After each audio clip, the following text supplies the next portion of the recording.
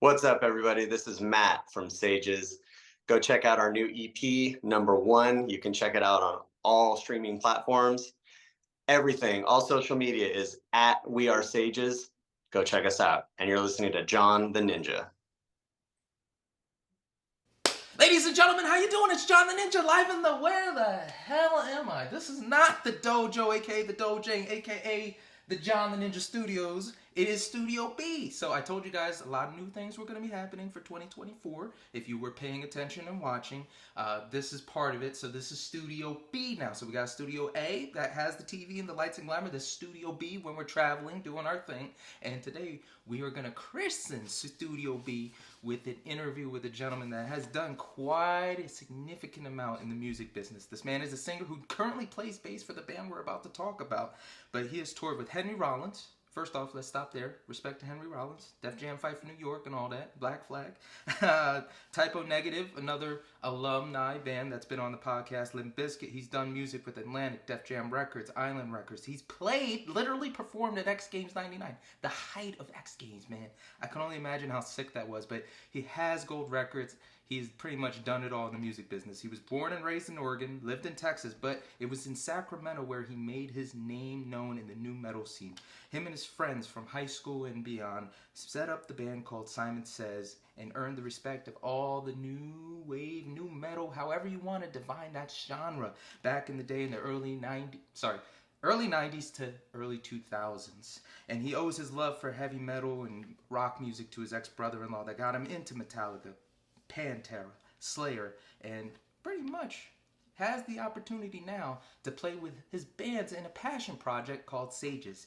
Sages are Dean Vidovic, Matt Franks, Ryan Cavalli, and Chris Robin. This band is an amalgamation that has taken other sources from bands like Simon Says, Black Map, Crosses, Far and Beyond, and have come as the titans of the Sacramento scene with unique and infectious sound coupled with powerful songwriting that has garnered the utmost respect of their peers. All the members hail from Sacramento scene and arrived together through their history. Though the band initially started in 2017 as a six-piece, there's a little discrepancy, six-piece, five-piece. They are now a four-piece that has been featured on prominent websites and rock recording memorabilia, etc., such as Metal at the Gates, New Noise, Alt Press, Access, we all know All Access, and more. Here to talk about Sage's new EP, One, we got Mr. Matt Franks. Good sir, how are you? I'm good, man. How are you? I'm good. Tell me, please tell me that you were doing the thing with Propane today. Tell me you were at work today doing Propane. If it makes you happy, I'll say that. Uh, I wasn't working to. Well, I'm always working. I'm I'm working via phone, keeping drivers routed and on the road, but I wasn't physically at work today. No. So I say that lovingly because I'm a big King of the Hill fan, and of course he works with Propane. I found out you work with Propane, and I was just like, oh, I need to hear the stories. How do you get into it? How do you do it? So, having been in the music industry and that being your job since such a young age, I was curious how you just kind of fell into that job because everybody has their side gigs. If they're not, you always bring up Metallica. We all love Metallica, but that's kind of the idea. The most us working class musicians have to have a second job or just do. So how did you fall into propane work as far as like the guiding and the management? Yeah, exactly that. I fell into it. It was never really a plan. When when Simon Says kind of morphed into the next project, which kind of became a band called Key to Arson.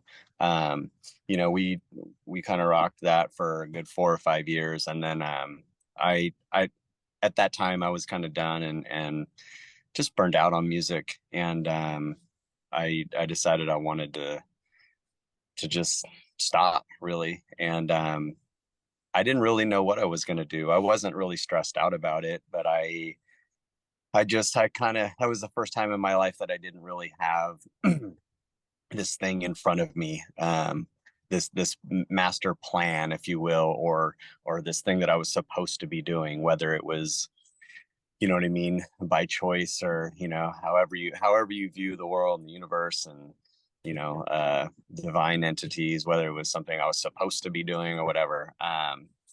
So I was just going to kind of float for a little bit. And my ex-father-in-law owned and ran a propane company, and he just basically just kept hammering on me to come and see what it was all about. And I shined him on for about as long as I could, until I finally gave in, and I told him I'd come down there and just spend a day at his facility and see what it was all about. And I figured I'd never have to hear about it again. And I actually just, like, I loved it. I love the environment. I mean, I could care less about propane, like, as far as like, I mean, there's no passion about propane, but for me, but like, but I just love the environment. I love the crew and the workforce that he built. And it was a real family vibe. And it was cool to be a part of something. And it was so detached from what I'd been doing since I was 14, 15 years old. I loved it. And here I am, 19 years later, still doing it. Not with his company, but I'm still in the business. And hearing your story, you said something in an interview that threw me off. You said you were shy. And it kind of is befuddling to me, because it's like, first off, you were a singer. Let's put that out in perspective. You have to have a chip on your shoulder, even if you don't believe it. You come out, you have to, boost your ego up when you're in front of the stage. And, seeing you talk with people, having interacted with people that have met you, just casual fans, or at least seeing you guys, very personable. Somebody said, it was an interviewer, that you're like Ronnie James Dio, has to talk to everybody. You know, do you feel that you still have a certain shyness? Do you feel like maybe it was rock that got you out of that shyness? Like, where did you come to this understanding that you as a person is a shy person?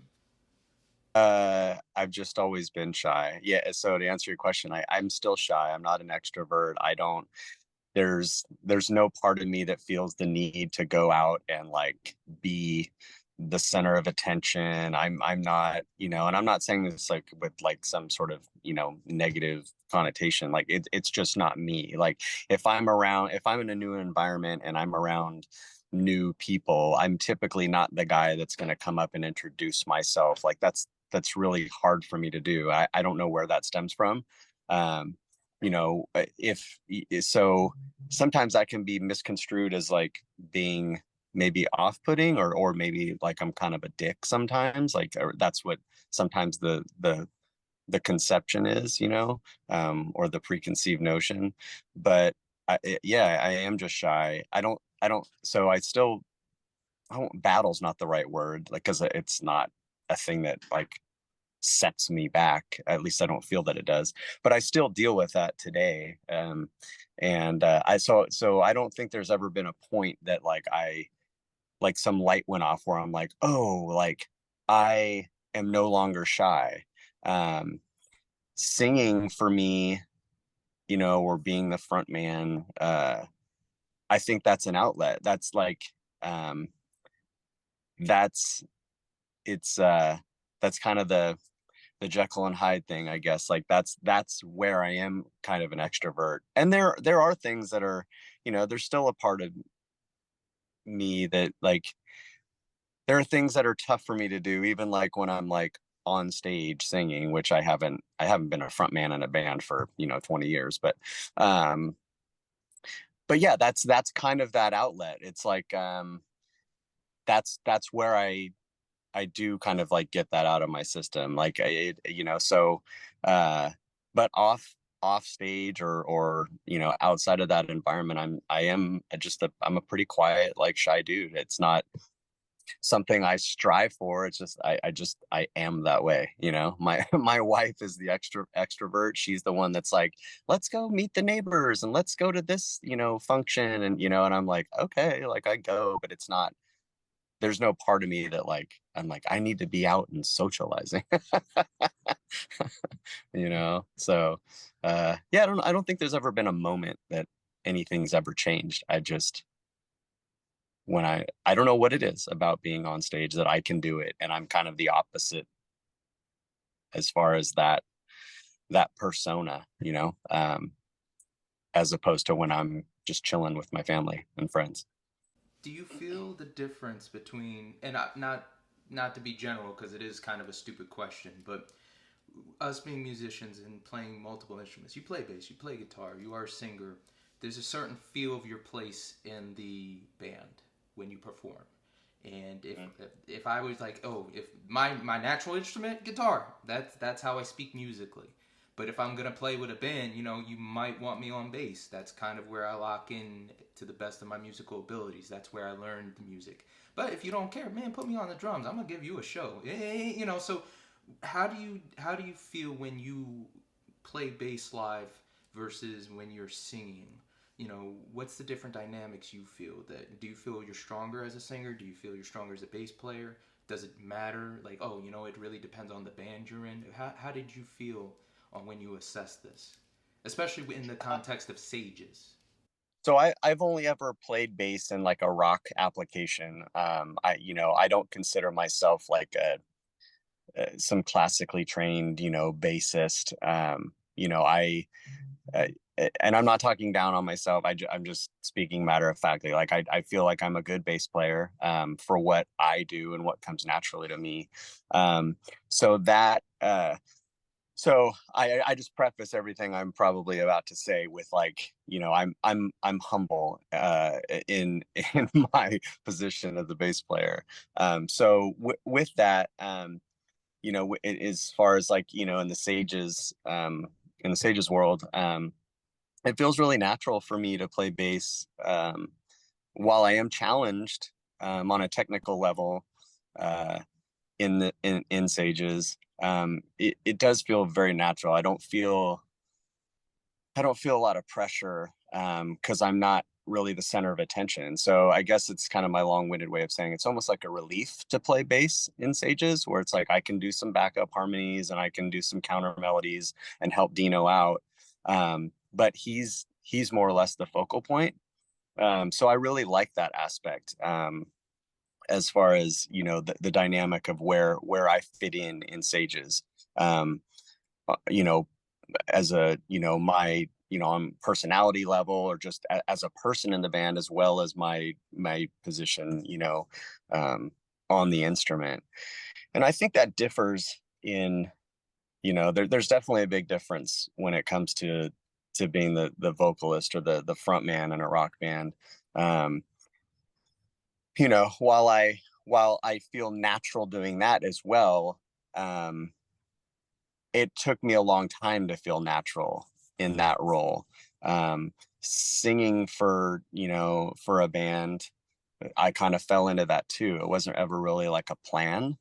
um and we can get into that if you want to, or that might be a story for down the road. But um I guess my point is, like, I never set out to, like, I didn't ever have this feeling before I started doing it that like I was put on this earth to be the front man of a rock band.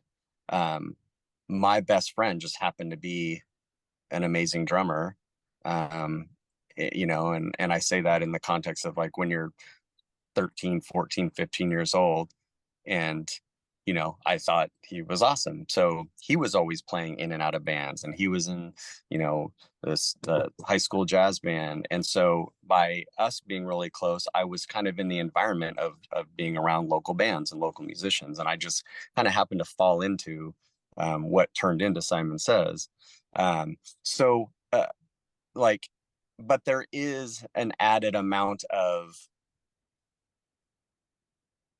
I guess, pressure. I don't even, it's not pressure, it's not anxiety, but there's like this level of like focus that like I kind of have to like mentally prepare for when I'm the center of attention. It goes back to that kind of being shy person. Um when you know you're the focal point and everyone's watching you and they expect every note to be perfect and they want to, they have this expectation set. It really does,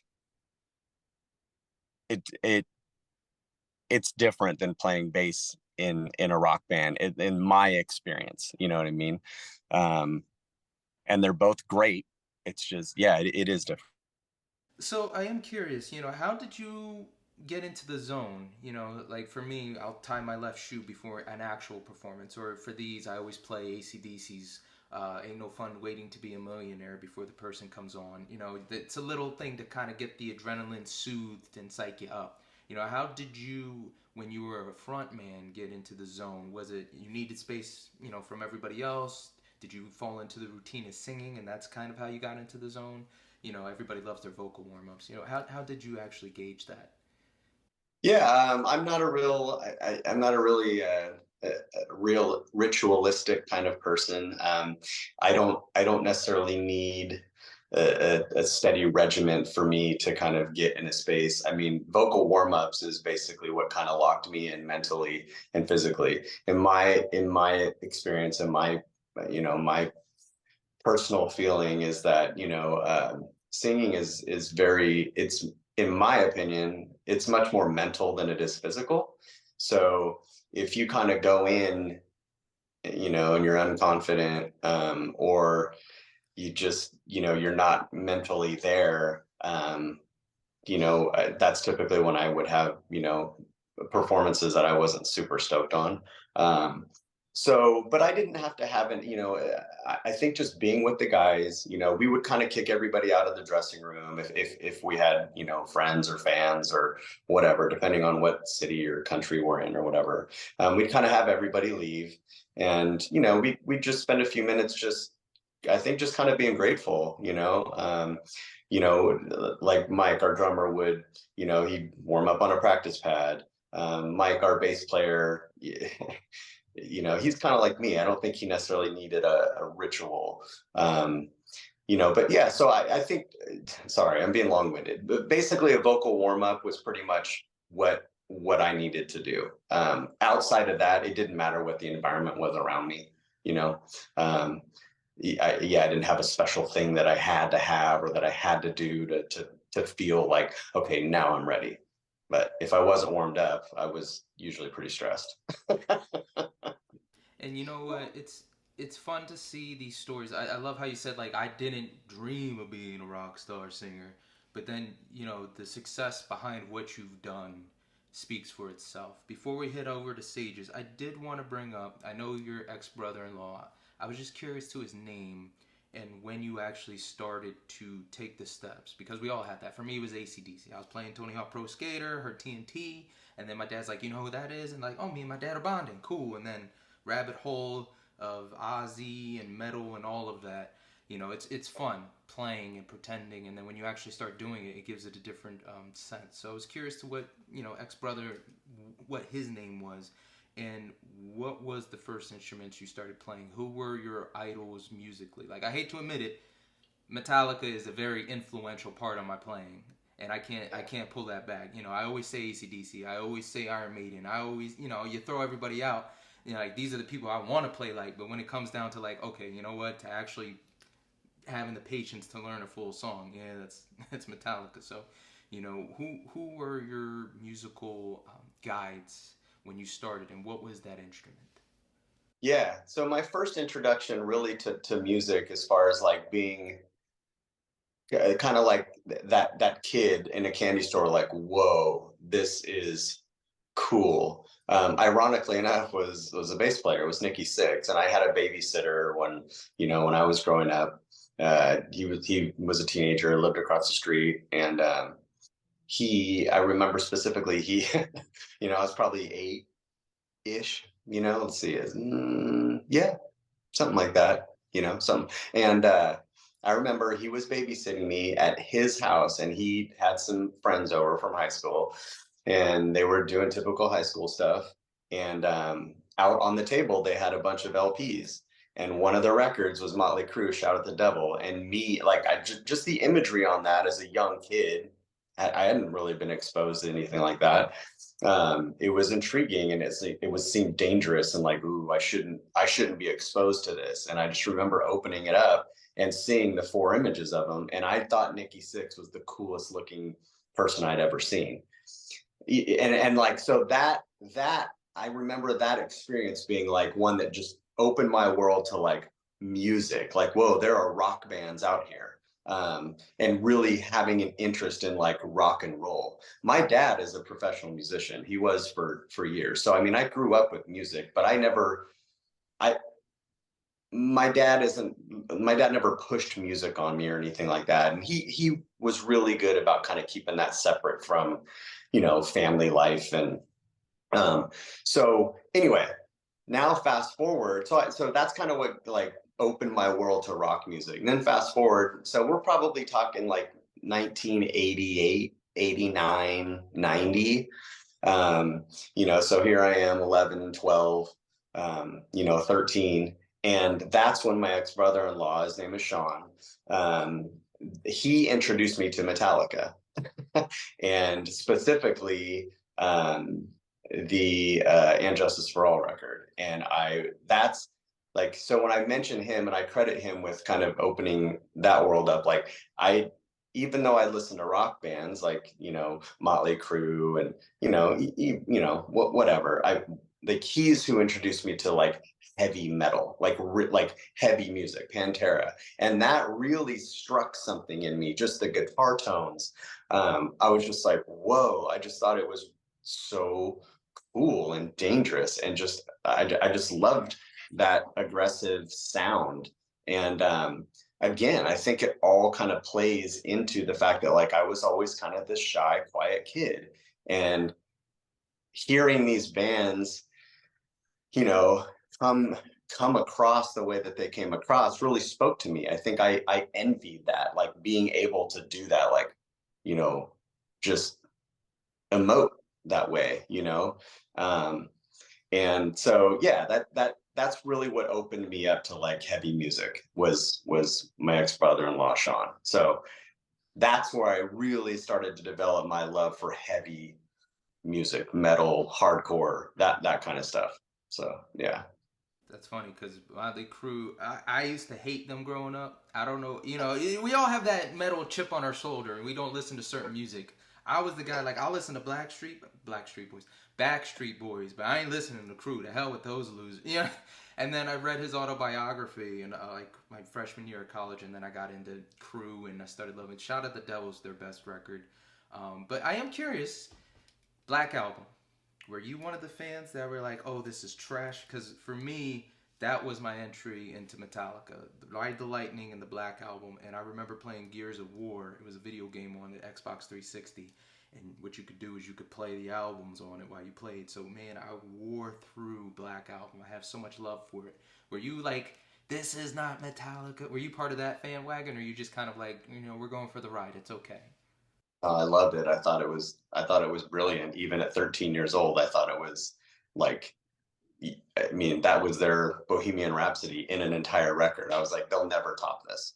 And I loved every record before that, from Kill 'Em All to Ride the Lightning to Master to And Justice for All. I was like, oh, they're never going to top And Justice for All. And then the Black Album came out, and I was like, I mean, why even go on? Like, it's never going to get better than this. But if your introduction to Metallica was the Black record, then everything else is going to be subpar. You know what I mean? Let's move on to Sages, because man, you've been in the music world for a long time. You've got friends, and I was curious how you met Dino, Chris too. But Dino is really the one that started Sages. He started this in his studio on his computer, did it by himself, and initially the band was very technical. And because, like I said, it was on a computer, so you can reach that limit. But now you said that being in this band, having Dino outstretch the music, like, hey guys, I really want your input on this. It's made it the definitive version of Sages in your mind. So how did you end up meeting him? Like I said Chris. How'd you meet everybody? Let's just throw that in there. And what was it like forming what Sages is now? Because there's so much you can pull from it. Like, okay, I can hear the new metal. I can hear not the pop per se element, but the early 2000s rock sound. That's not so much punk. So walk us through all that. Yeah. So first of all, let me say I was super impressed with your intro. Like, I mean, I learned more about myself, I think, in that than like I was like, wow, I did forget about that. Dang, he knows a lot. So like, kudos. But there are a couple things that are probably going to sound off from what you said. So first of all, so I met Dino. I met Dino shortly after Simon Says disbanded. Well, we didn't really disband. We just turned into a new project. So I probably met Dino sometime in the early to mid 2000s, 2003 to 2005, somewhere around there. Was never like close with him because he was playing in and around Sacramento, in a local band, and then over the years, I sort of just kind of kept in touch with him here and there, like via Facebook when I was on Facebook, and his local band, or his band that before Sages, was a band called Track Fighter, and they ended up doing some cool stuff. They had some major label stuff going on as well, but they ended up being a big band in Sacramento, and so his band played with another band that I was in once or twice, and I just always loved I just always loved his energy. And I mean, as a guitar player, his talent level is just, I mean, it's obvious. So I think I hit him up one day. This is going to be a long story, so forgive me. I think I hit him up one day. He posted a couple demo ideas of early Sages stuff before it was Sages, on Facebook. And I want to say in like 2000, I don't know, 10-ish, 11, something like that. And I thought they were cool. So I hit him up on Facebook jokingly and was like, hey man, if you ever need a singer, let me know. And or you want somebody to sing on these tunes, let me know. And so that really kind of started a more frequent correspondence. And he started sending me some demos. And then he started the Sages was, as you said, it was a different group of dudes. They had a different name.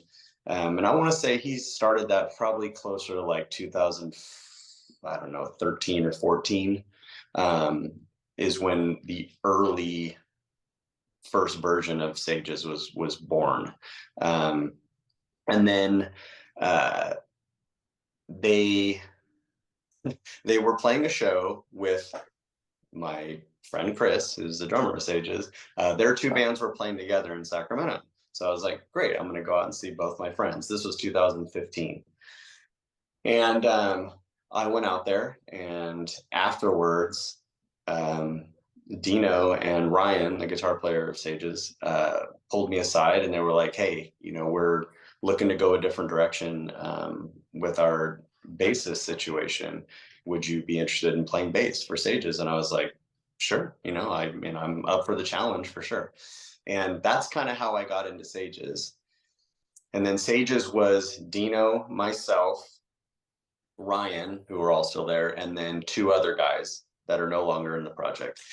And we did some cool stuff over the course of about 3 years. And we ended up kind of just going on hiatus in like 2018. The band got kind of stagnant, and no bad blood. It was all good. It was just kind of like, I think it's run its course. And then Ryan and I went out for a beer one day, and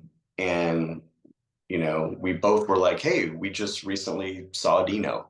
And it was like, oh, well, maybe that's the universe telling us something, So we just kind of started bugging him like, hey man, what's up? You want to rock again? And Dino was like, yeah, actually, I think that'd be cool. So I kept hounding Chris. So Chris was in a band that I looked up to since I was, basically a junior in high school. And he was a drummer in a band called Far. And I'd always remained, friends with Chris, close at times and not close at others. But, we always seemed to kind of like stay in each other's lives somehow, some way. And I had been bugging Chris, I mean, since I got in Sages, to like, hey man, let's do something. And he always had, something going on, and, he's got other projects, and you mentioned Black Map being one of them. And, so when Ryan and I and Dino kind of started bugging each other, we just kind of kept hammering on Chris, and we're like, dude, let's do this. And then one night, Chris and Dino ran into each other at the studio where a bunch of bands rehearsed in Sacramento. And after a few beers, it was like, I guess we're going to do this thing. So Sages was essentially reborn right, right, basically around the height of COVID. And as sad and depressing and as like surreal as COVID was, honestly, I think that's what allowed us to come together, because our schedules were like, we were all of a sudden available to do something. So that's what Sages is now. So it's myself, Dino, Ryan, and Chris. And yeah, I think well, I'll let you kind of go on or whatever, but there's a whole kind of story into like why I think Sages has kind of turned into the Sages of today, at least from my perspective. And a lot of it has to do with just, getting comfortable and mature as musicians and songwriters, and just, kind of having a great vibe among the four of us to where we all want the same thing. So it's just this really cohesive thing where everyone's input is highly valued. And I think that's why we're getting the best songs that we've ever written now. And you've had mentioned, I want to say rest in peace and respect to your friend, because in other interviews you mentioned your friend that, during COVID, you reached out to him, and then, it didn't work out.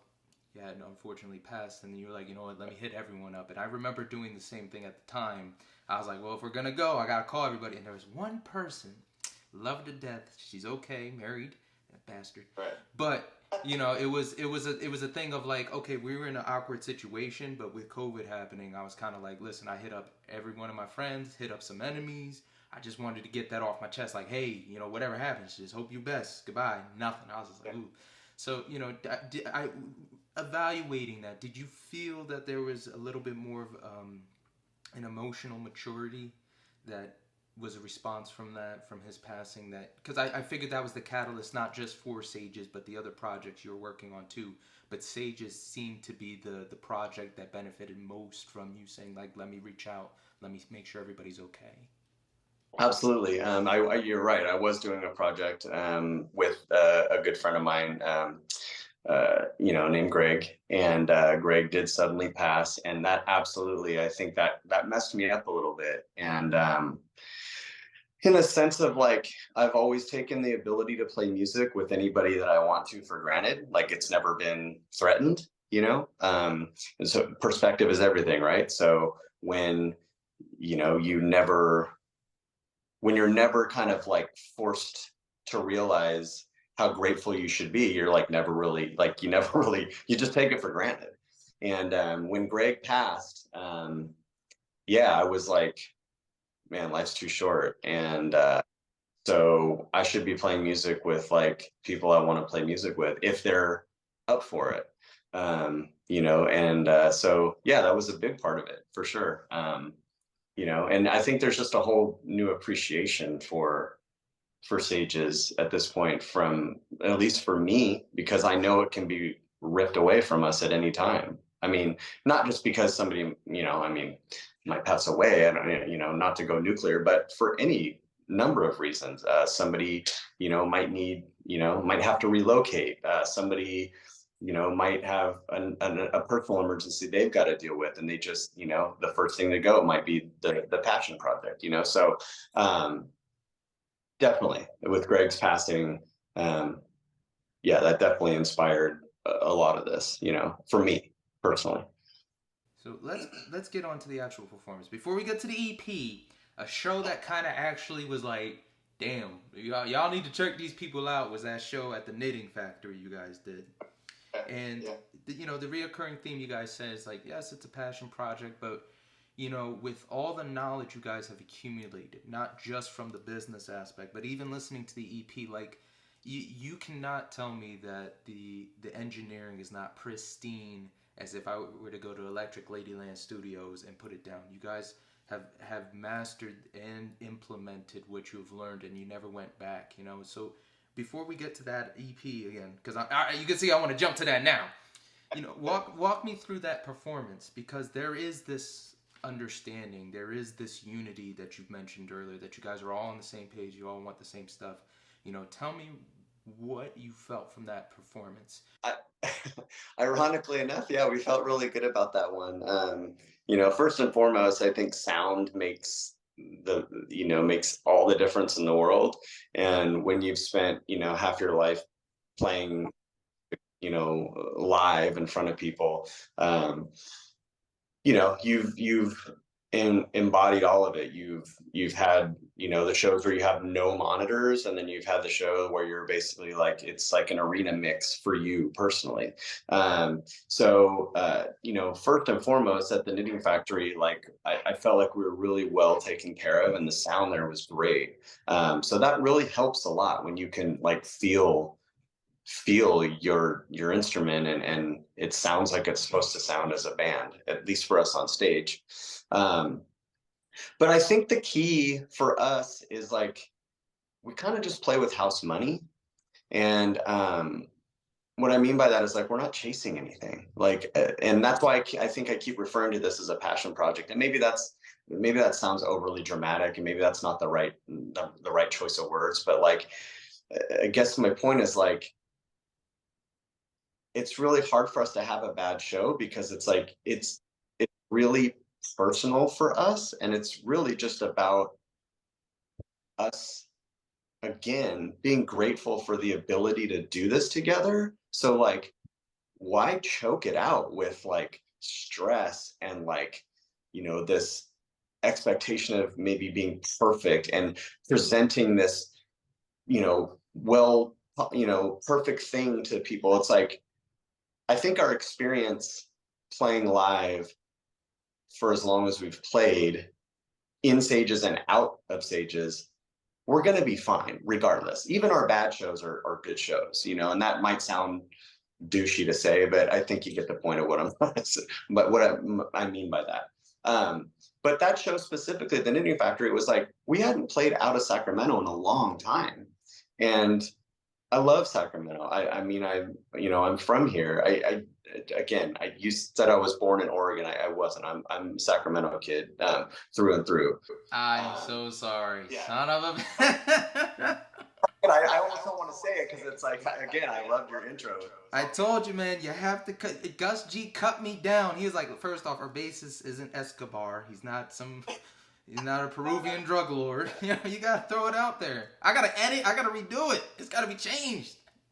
But no, so but my point is like I love Sacramento, and like, there are clubs still that exist today that were, around, years and years ago, that I love playing, but it's like, it's nice to just get away. And so going down to the Knitting Factory, playing with Bob's band, and Fake Figures, and just having fun with your friends. I mean, it's right there. It's just, let's just get out of town, let's go on a quick little road trip, you know go get a hotel room together, and like let's just go have fun. And I think, because that's kind of our attitude, like, I think it comes across. I've been told that a lot, like, man, like, it looks like you guys are having a lot of fun up there. And it's like, I know that's kind of the cliche thing to say when you don't like, your buddy's band, like, well, it looks like you're having fun up there. That's the nice thing I can say. But people genuinely are like, man, you guys, like, it looks like you're all best friends. And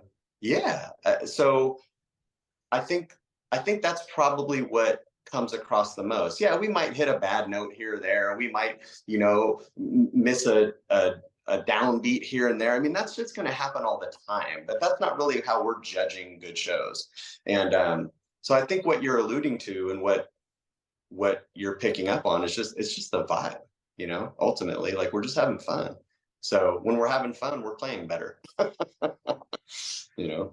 Speaking of vibe, a song that you guys did have that was before this iteration was Matter of Time. And I tried comparing it to the songs you have now versus like back then. And it's definitely noticeably different if you're a musician and you're picky. As a fan, you'll be like, oh no, this is the band, but when it comes to picking songs for a set list, and I don't know how in depth you guys are in making it flow. Some people just go on stage and it's like, whatever, I want to play this and play it in this order, we're good. And then other people are a little bit more meticulous, like, no, it's like wrestling. Let's have a build, let's have it come down, and then the big main event. So What was the decision for that song? What was it? A fight? Was it like, you know what, this is still just a kick-ass song, throw it in the set list? Because that, it definitely was a noticeable sound difference when I heard it and then I saw the set list. I was like, oh, that's, I see it, but I'm curious of why they did it.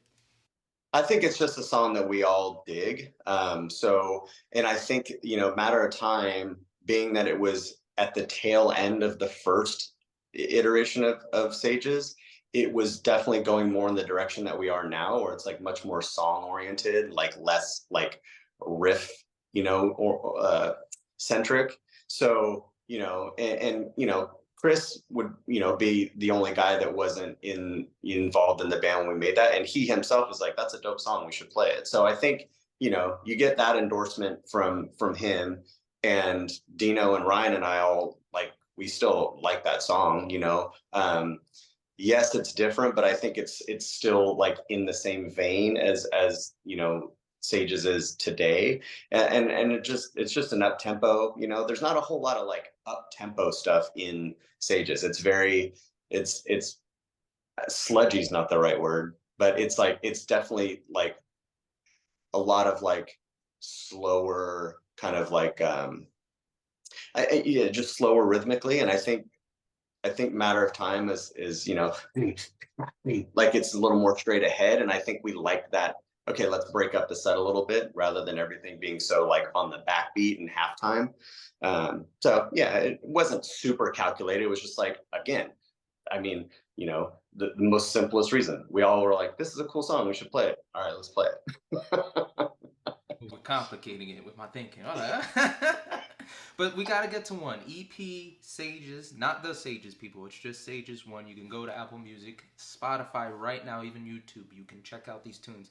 The EP consists of Falling, Walk. Hold on. Yeah, Walk Away. All right, man. I see you got me scared with the notes now. I'm like, damn, I left up the birthplace. But Falling, Walk Away, Left for Dead, Hope, and Sleepwalker, the extended edition. Very, very great songs, very well written, very fine tuned, as I said in the audio mix. Being a fan of that, you know what? You mentioned something a while ago. You're not really the gearhead when it comes to music. You're in the tour bus. The guys are like, "Oh, we gotta check this out," and you're kind of like, "Okay." And then oh wait, there's a riff, and you start playing. What was your approach to Dino's writing? I do love excuse me, I do love how happy was that song of like a fleeting love, and you can feel the emotion, you can hear it, and he's very like, hey guys, I want you hands on this. So just from a fan point of view, could you walk me through the process of performing and helping write Happy? Because that's the one I was kind of like, you know what, there's always that one song on the album, and that's the one that got me the most. Yeah, I think that's it for me personally. I'm not going to speak for the rest of the guys, but for me personally, that's probably one of, if not my favorite Sages song. Um, Dino brought that in exactly like you hear it on the record. I mean, as far as arrangement, that was a demo that he made that literally like we were ready to release the demo version. Like we're just like, dude, I mean, we all teared up on that one. So yeah, when he brought that in, we were all just like, dude, I mean, speechless is probably the best way I could describe it. So um, yeah, and he at the time was in a place where he was dealing with some loss, and so that probably played into why it was so powerful for the rest of the three of us.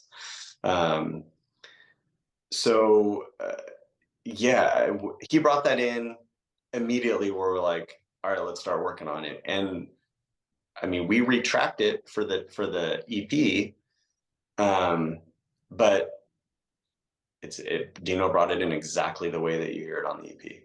And again, you don't want to overcomplicate things. We were all just like, there's nothing to do here. There's nothing to change. Like this is perfect as far as we're concerned. So Dino, if you hear anything that you want specifically, let us know. Otherwise, let's like teach us so we can like get it down exactly how you want it. So Was there a particular song that was a little complicated to get right? Because when I hear the bass on some of these songs, you know, it's like, okay, I really do love it. You don't get to hear it often when the bass and the guitar are on the same, kind of like Megadeth. There, every now and again, you get a song where, you know, Dave is doing his best to help push, and you don't. If you're untrained, you don't know that it's actually helping chug the song along. It's not really the guitar that's carrying the bulk of it. You know, was there a song he brought to you guys that was like a challenge in a way of like, okay, this is pushing my musicianship, or it's like, this is complicated, man. What the hell kind of, why would you put a C sharp here? Aren't we in the key of B? What is this? You know, something like that. Yeah, so there that happens quite a bit actually, and it's so I'm gonna throw him under the bus, but he would laugh at it. Um, Dino is the quintessential artist, quote unquote. Like he is the guy that's like, I think this stuff comes so, it's just so easy and natural for Dean to like write the way that he writes. I mean, you hear it, and that like he will literally process something, put it down, give it to us, and then when we're like, okay, what tune are you in, or like, where did you play this note? He's literally like, I don't know, I forgot. And it's like, dude, like, it's funny and it doesn't cause any tension, but it's like those are those are the challenges that we face when we get together. It's like it's almost like I wish we had challenges where it was like, oh man, I just like, I think this part needs to kind of change and do more of this. Like, no, it's literally like, hey, dude, can you tell me exactly what you did here? Because I'm hearing it this way, but it sounds maybe like I don't think I have it right. And he's like, yeah, I don't know, man. Sorry. And it's like, all right, dude. Like, so Excuse the language. I'm sorry. I know the kids are present. yeah, no, it's all good. So it's like we definitely have that kind of stuff a lot. Dino is notorious for like just tuning two strings differently or one string differently that's like should not be, like the whole guitar will be tuned to like drop D, and then all of a sudden he'll just, or C or B or whatever, and then he'll tune the low E string to like something three steps away. And you're like, no wonder I can't learn this, because like the guitar's not even in tune with itself. And then and Dino will forget, oh shit, I forgot. Yeah, I tuned this to like A sharp. And you're like, yeah, but the rest of the guitar's in like C. I forgot I did that. Record yourself. When you sit down, just record it. Help us out. I mean, but you know what? That's nice because he can still kind of garnish what he was doing, or at least throw out an idea. What I love about it, like, and what I love that about Dean is like he doesn't limit, like he puts no, there are no rules with Dean. So it's like he'll come up with a lot of this stuff because he literally will tune one string like a half step or a whole step out just randomly. And then he'll get a sound or a riff will come together because of the shape that he's playing, but with the one string out, all of a sudden it's like, oh my God, it's groundbreaking for us. And it's like, but it's because he didn't like follow a rule, or he didn't limit himself, that he allowed himself to do it. It's like, that's what's so great. So it's like he gets the pass for forgetting he does it, because it's like, dude, just keep doing that. We'll figure it out. It'll be challenging and it'll take us a little bit, but like I'd rather figure that kind of stuff out than like just keep coming up with the same boring ideas and the same boring chord progressions. And I mean, it's like, dude, you can hear a formula, like, turn on the radio and it's like you hear the formula. Like I don't want to keep writing all, you know what I mean? So it's cool that he's like, screw it, I'm gonna tune this down a half step and see what happens, you know. Well, I ain't gonna lie, I do like the formula. It's the ACDC in me, but I was like, oh, I could do this too. The Maiden formula is probably my most fun to write on. You hear it in your head. I'm like, oh, that's definitely Maiden. I can hear it. But Right. Walk Away was that single you guys dropped that people were pushing, and I wanted to know what the discussion was, because basically, it's just, from all intents and purposes, what you guys or what you're relaying is you guys just come in, Dino's got it ready to go, and you guys just, the playing aspect is the contribution, and that's what really solidifies it. Is there any more to it when you guys like is it a democracy of like, hey, what should we drop first? Because for a passion project, my man, I know you say it might not be the right one, but this is so well done, so clean, so polished from the PR back to the studio and all around, even the playing. So what went into that? Like, okay, what are we gonna drop first, etc. Why did Walk Away make sense to make that the poster child?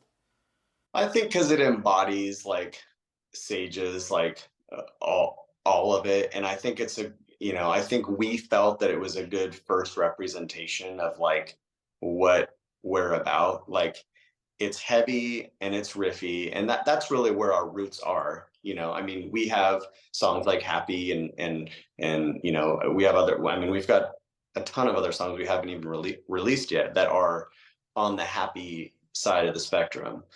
So there's definitely that element, but I think Walk Away kind of embodies like all of Sage's. Like it's and it got like a lot of reaction from people that are very close to us that would be really honest with us. They would tell us if they're like, nah, that's not the one, like we really like this one, or you know um so I think it was a combination of getting good reaction from people we trust.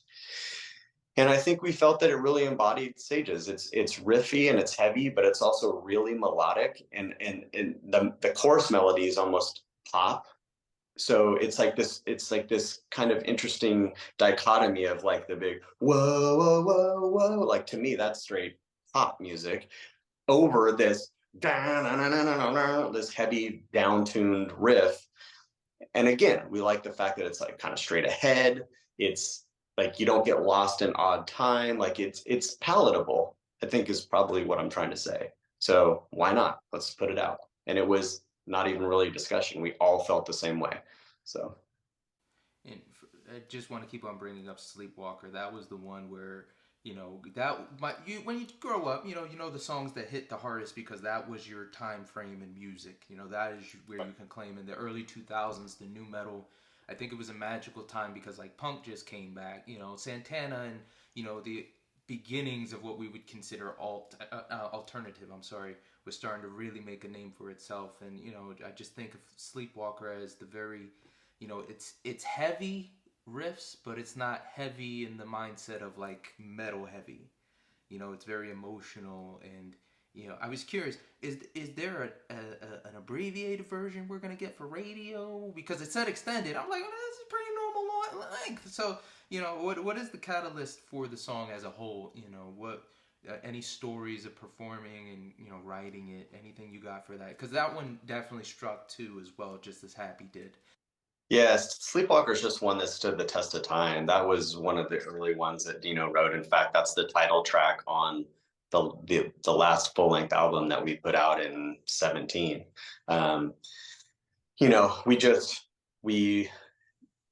of reformatted it a little bit, and uh, it's just one that like we just can't ignore. So speaking of Chris, him being in the project, that's the one that I think like event essentially sold him. He's just like, dude, this song is it's too good. Like we gotta redo this, but like we gotta do it. And I think we feel a lot like the same way you do. Like it's heavy, but there's something about it. There's something that's just like there's something real and organic and like substantive like with it. Like it's not just a heavy song. Like there's something deeper there. Even sonically, there's something deeper there.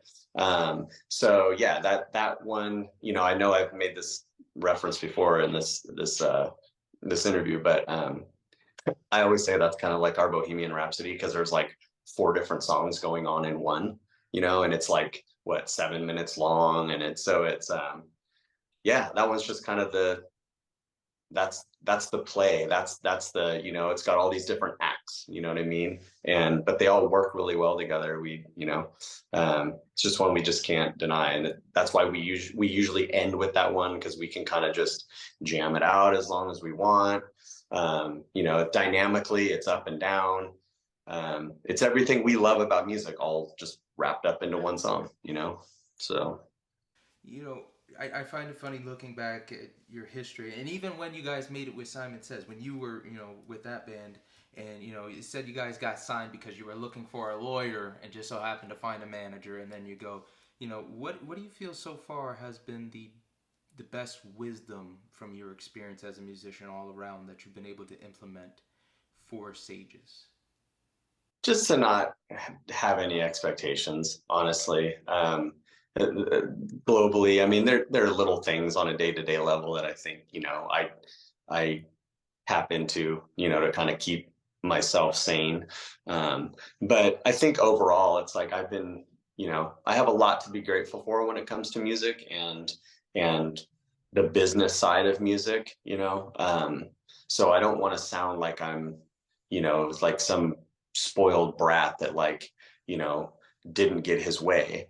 That's not what I'm trying to, what I'm trying to like, put out there. But like I've been let down so often in the music industry side of it that like that's probably what my experience can offer is, you know, like that I can share with the guys is like, dude, just let's just do this for us. Because the minute we start trying to chase something, the minute we have an expectation that it's like, oh well, like this song is so great, like everybody's gonna feel that way, and then it's like, bam, we're off to the races. It's like it won't happen because it's not real. It's not authentic, and that might sound, dramatic, but it's true. It's like, we just back to the Knitting Factory show and back to that whole point of like, we're just doing this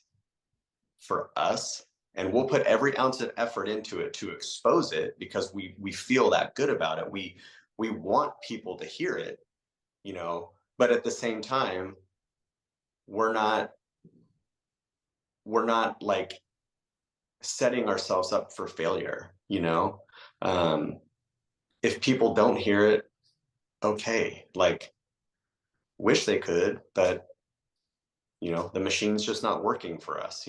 We're also not out there like knocking down every door to create every opportunity. I mean, dude, we're two of us in the band are closer to 50 than 40.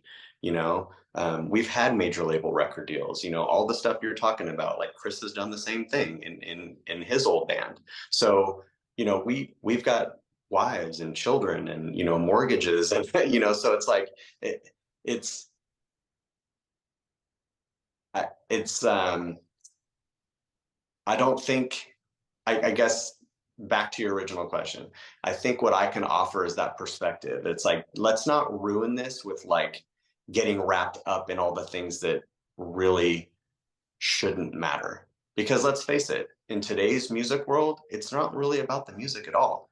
It's about perception and presentation and social media and views. I mean, that right there, it's not really about the sound, it's about the views. Like we're not actors, we're not content creators, so it's like we already know that we're going to be at a disadvantage because that's not the world we live in. We're old school.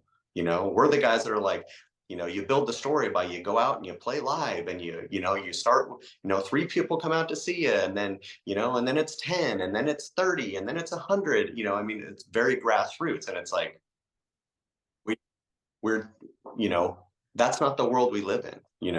We I like a full album. Like my attention span is not 5 seconds long. But let's face it, the people that are consuming music, for the most part, are kids. And I've got three of them. Their attention span is about the length of a TikTok video. So, you know what I mean? What are we realistically going to do? We can try, which we do. We try to step up our social media here and there, but I mean, we're not the greatest at it. But it's not really about the music, is it? It's about, oh, how many followers do you have? How many, streams do you have? And it's like, I don't want to get wrapped up in that world, because to me that it's all fake. It's not even real. The Spotify numbers that the public sees, it's not even real. And what it does now I'm getting on a soapbox. But what it does is it becomes a popularity contest, because now what are fans or music consumers doing? They're going to these, Spotify pages, and they're going like, oh, this artist must not be legitimate because they only have 500 monthly listeners. Oh, but this one must be the real deal because they've got 100,000 monthly listeners. You know what I mean? It's like high school again. It's like, and bands are doing it too. And it's like, so anyway, I just I just love that our mindset is like, let's just keep it about the music. And I think we're all really good about keeping that in perspective. And that's based on our experience. You know what I mean? Because, you know, 20 years ago when, Simon Says was going strong and, doing our thing, it's like, it was the same animal, it was the same machine, it just wasn't social media. At the time it was like, well, if you got on Ozfest, or if you got on Family Values, or like, well, you went out with Korn, or Fred Durst like mentioned you, so now I'll take you seriously. You know what I mean? As opposed to like, well, I haven't seen you out with anybody that I know, so you must not be cool. Does that make sense? Yep. And it's fun to see how every generation has their, Yeah. from AM to the 80s dropping MTV to, like you said, the touring circuits of the early 2000s, and then social media now. It's really easy to get caught up in that. So, like, bringing this full circle. So let's go back to the Knitting Factory show. We could have rolled in there and been like really upset and just like let it, just really bum us out that like, okay, maybe 50 people were there, 40 people were there. We could have rolled in and been like, dude, this isn't even worth it. Like, it's not even sold out. Oh, like we should be so much bigger. People should be paying attention to us. Like, it's really easy to get caught up in that shit, right? And when you don't have a lot of perspective and you don't have a lot of experience, like, that's kind of what you do. But no, we rolled in there going like, dude, this is great, we're out of sack. Like, dude, I can't believe there's 40 people here for this show. I thought there'd be 5. You know what I mean? So it's just perspective. And again, you guys said if it's right, you'll do it. But I love how it's kind of more of the idea of like what a real musician is. And I think it's a little bit of going back to your dad, not really pushing it on you, but when it comes to like the real life of music, like you think back in the early days, not just the blues with the Robert Johnsons and etc. We're talking way back with the Bachs and stuff like that. It wasn't even a paying gig, man. They had Mozart's, no, not Mozart. It was Bach, I believe. No, maybe it was Mozart. They used his music as meat wrapping, and then they had to like unravel. I was like, oh shit, there's something else. But it's the idea of we do this because it's in us. This is what we're good at. This is what we love. It's for the music, not the money. But speaking of the money, having done what you've done, I did have some questions about your touring life, because damn it, man, like. Henry Rollins, I have to ask, because like we had John Kelly on here before. I've had pretty great interviews with all these other people, but Henry Rollins is like the dude that he transcends everything. He's just always, he was in Def Jam Fight for New York, then he's on like Sons of Anarchy, and then you're like Rollins band. Man, What's a Matter Man is my jam. I love everything he does, but that is that one song. I'm like, this is pure Rollins. Did you ever have interaction with him? Were you able to speak with him? Or if you didn't, what was it like touring with that particular group? Because everybody knows every band has their people, and it can either get like really headbutting, or it can be like, man, they treated us like gold. I would say it was neither. It wasn't headbutting or being treated like gold. If I remember correctly, I think we were only out with Rollins for a couple weeks, and it was mostly up and down the West Coast. It was fine. I'll leave it at that. Our manager at the and Simon Says, our management group, was I want to say was at one point Henry Rollins' attorney, and our attorney and our legal team was Henry Rollins' management. So there was this cross there, and I think it was kind of impressed, if I remember correctly. Most likely, it was just kind of like probably pushed on Rollins, like, hey, throw these kids a bone, take them out. And he did. And I think really the only interaction that we had was on the first or second date. You know, you got to remember at the time, you know, we're 21-year-old kids, you know, like we're just, you know, we're hardcore kids, you know, and we're coming in with our little backpacks and windbreakers on, and we're just like, hey man, what's up, dudes? You know, just super stoked to be out. You know, our first record had just come out, you know, we're on a major label, like, you know, we're on top of the world.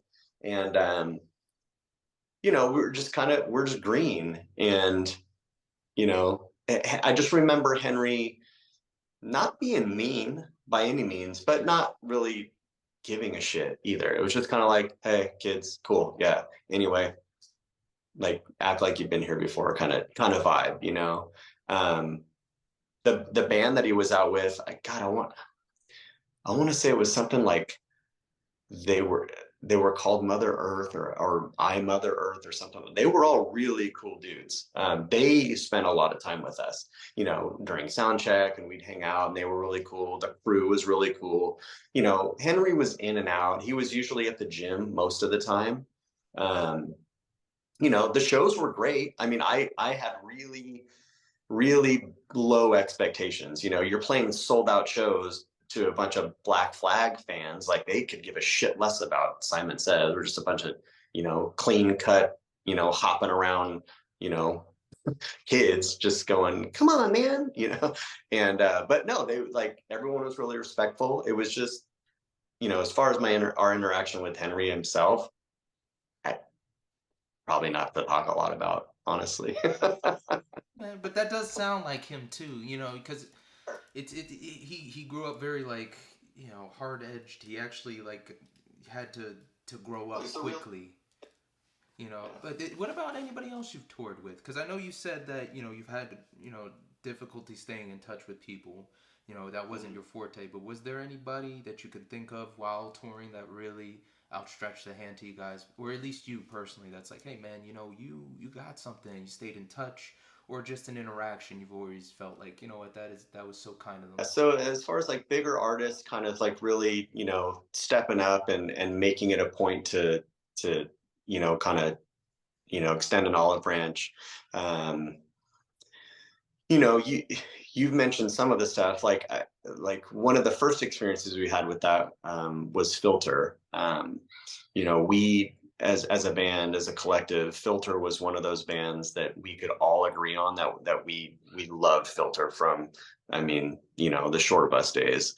And they really made it a point. I mean, they took us on our first, you know, European tour. They took us out for a couple weeks.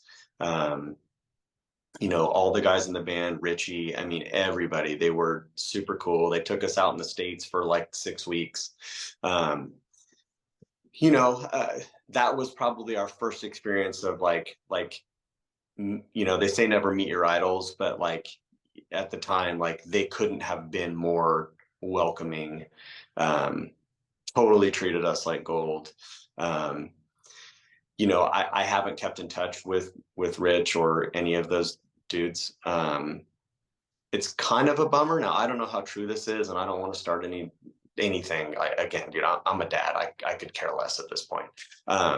But I've heard that um, so Zach, Simon Says guitarist, and Rich, I guess, have a mutual friend, and um, so I guess we were brought up in conversation, and you know, I don't know how long ago this was, but you know, it was reported back to Zach that Rich was like, yeah, I don't know those guys when it came to Simon Says. So I don't know if maybe we made him mad somewhere along the road or not, or if that's even true. I mean, that could be dramatized and misconstrued, and you know, it could have been not what he said at all. But if that's true, that's kind of a bummer, because I mean, we spent a lot of time on the road with those guys, and I felt like we really bonded. You know, Limp Bizkit, ironically enough, that Fred is another dude that, like, I mean, he wanted to sign Simon Says. unfortunately, he only found out about us after we signed our record deal with Hollywood Records. But he took us out on, or the band took us out on the road. I mean, basically, when we were out with them, Fred took me to all of his, all the press. He was like, "You're going with me," and he wouldn't talk to people unless they talked to me and asked me about Simon Says, which I thought was awesome. I mean, for all these, media people, they're just like literally like, oh, "Okay, hi, what's your name and what's your band?" I'm sure it made it awkward for them because they're just like, whatever. But I thought that stands out in my mind as like, he didn't have to do that. You know what I mean? He, was nothing but gracious to us and very brotherly. And then another band that's still doing stuff that I remember being super cool was Stained.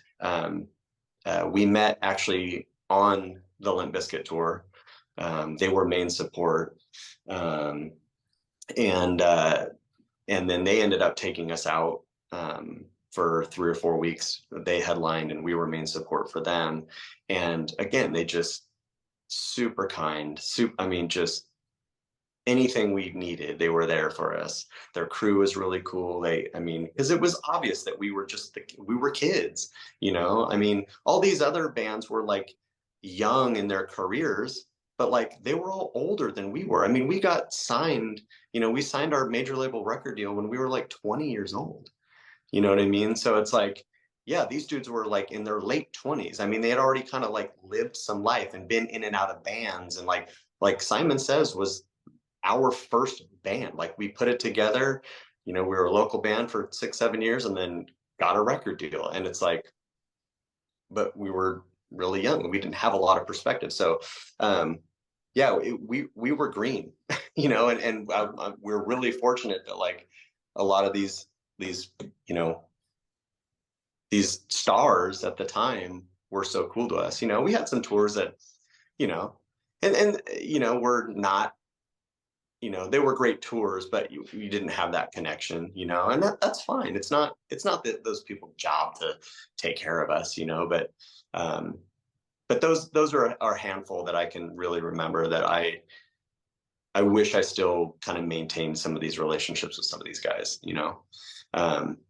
Zach, the guitar player, Simon Says, actually still does talk to a lot of these people here and there. And it's cool. Simon Says is active again. We're not going full on taking over the world, but we're going to do a handful of shows and we're writing some new tunes and stuff like that, kind of,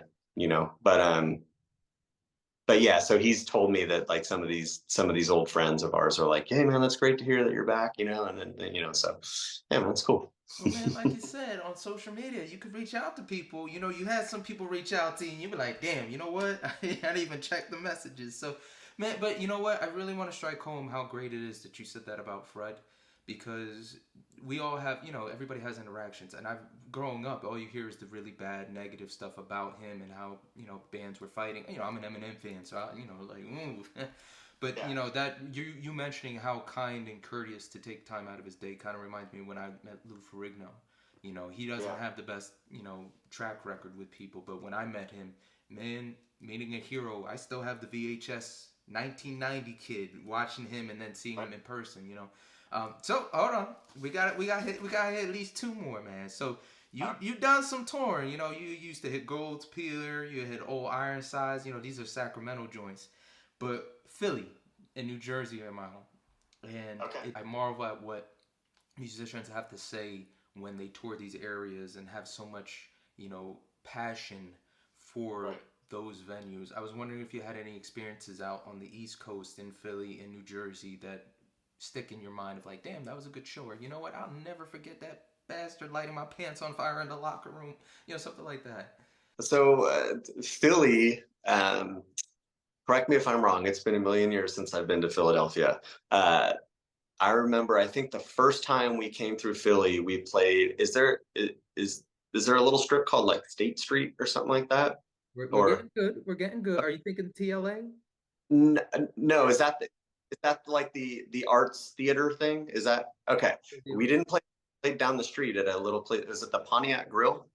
Ooh, now you're deep diving. That place might not be there no. I remember it being a little club, and I remember that at the time, I want to say that the venue down the road was called like the Arts Academy or something like that. And I remember it being kind of a grand theater, but it was in sight distance from the little club that we were playing. But we played with a band called Burning Airlines, and we were super stoked because it was Jay Robbins from a band called Jawbox that we grew up we loved that band.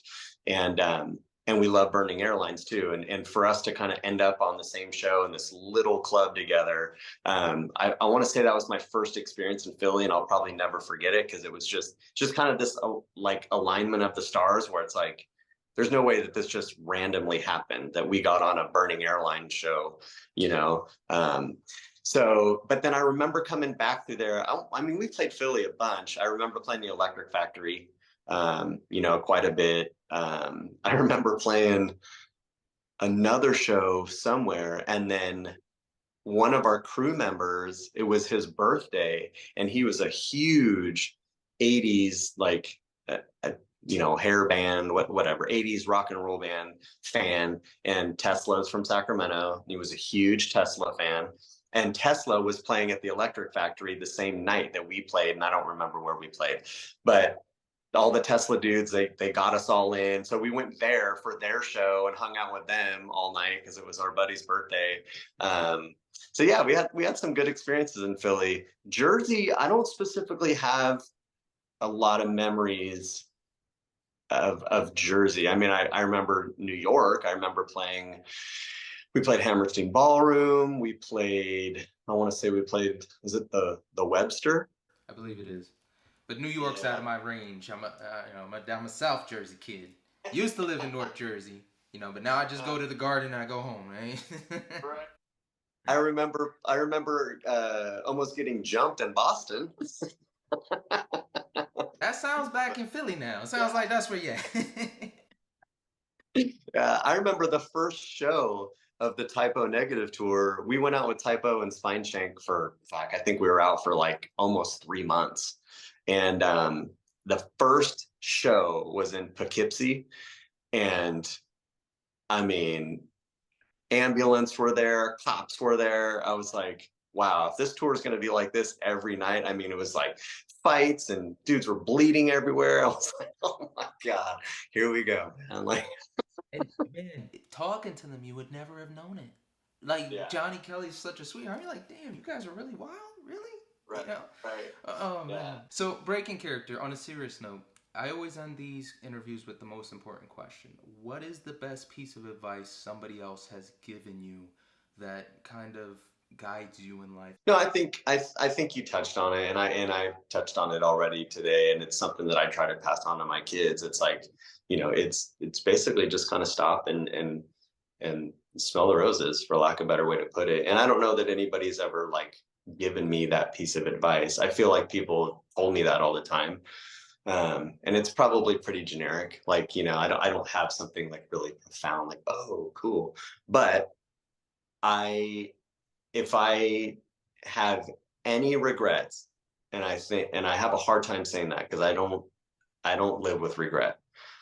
But I think if there's one thing that I, shoulda, woulda, coulda, it's like, I wish I would have done that in Simon Says more. We literally had the world at our fingertips. And back to what I was talking about before, I think me personally, I'm so wrapped up in the machine that I didn't really enjoy a lot of the moments that I should have. So when you ask certain things, like, do you have a memory here or there? Like, that bums me out that I don't remember a lot of this stuff. Like, and I think it's because I didn't even like stop to even think about it. I was either so stressed out that like, oh, my voice sounds like shit right now. So I just locked myself in the back of the bus or in the hotel room, and like, I didn't go out and explore. Or, you know what I mean? Like, you're at this amazing venue and like, you're in front of 10,000 people, but like, oh, the monitors kept feeding back. So I'm just, like, I let it ruin everything. You know what I mean? appreciating the relationships that, you know, that we created out there. And yeah, so I think if there's one thing that I could tell anybody, you know, especially young musician or young wannabe musician, you know, thinking about getting into, you know, doing this at any level, it's like, man, enjoy every moment of it, you know? I mean, I know that's easier said than done, but it really is true. I mean, you know, my friend Greg passed away, and we were just starting a really cool project, you know. The Simon Says dudes, you know, we all live within 10 or 15 minutes of each other. We're all still alive. And like 22 years had gone by before the four of us had ever even been in a room together.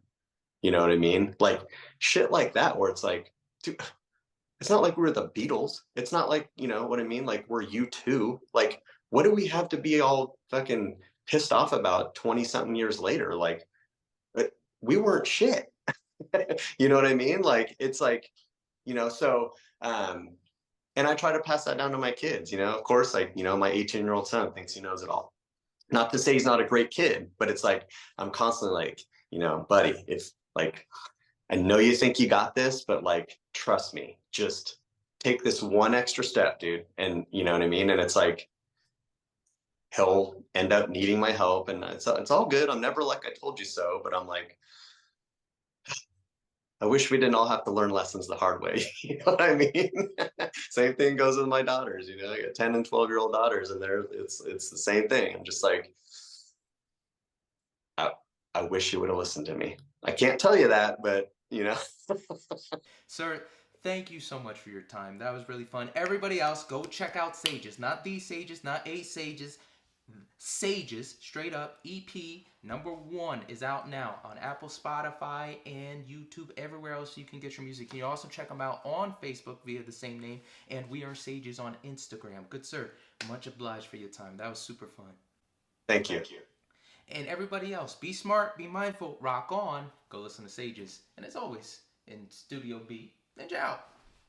Cool, so that's the interview portion. Oh, that's cool. I don't know what you got going on, but we're keeping that. Dude, I went like this and it happened. Look at that. You had like you were talking and you had a thumb pop up in the background too. Like that was like perfect. Oh, cool, man. Well, thank you, dude. This is awesome. I appreciate it. You're great. I've done some of these where I'm just like, do you even want to be here, man? Like we don't have to do this. Like you got great energy, and I love that you like do your homework. It's awesome. So I appreciate it. Thank you. That really is vindicating for the work, because sometimes, like I said, sometimes you kind of like, should I do this? The mess up with the birthday. I'm like, damn. You know, did I even try? You know. So I really appreciate that. Thank you, sir. Yeah, for sure. So.